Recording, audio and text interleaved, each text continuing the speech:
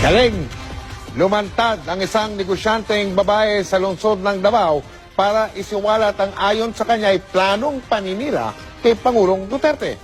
Ayon kay Guillerma Asillas, ginipilit siya ng umano'y tauhan ni Senador Antonio Trillanes IV na si alias Junel at ng abogado ni Edgar Matumato na si Atty. Jun Sabio para tumistigo sa Senado sa isasampa nilang kaso laban sa Pangulo.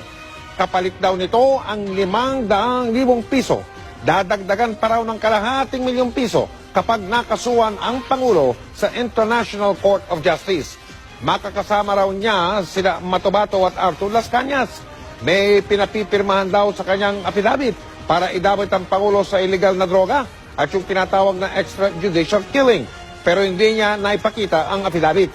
Sinubukan ng GMA News na kunin ang panig ni Trillanes pero hindi siya sumasagot sa aming mga tawag. Gayon din ang kanyang staff o mga tauhan. Sabi niya sa akin na wag kang mag-alala dahil yun nga daw, hindi ako papabayaan. Nakita mo na maraming pera dito. Para tumistigo sa Senado sa isasampa nilang kaso laban sa Pangulo. Kapalit daw nito ang 500,000 piso. Dadagdagan pa raw ng kalahating milyong piso kapag nakasuhan ang Pangulo sa International Court of Justice.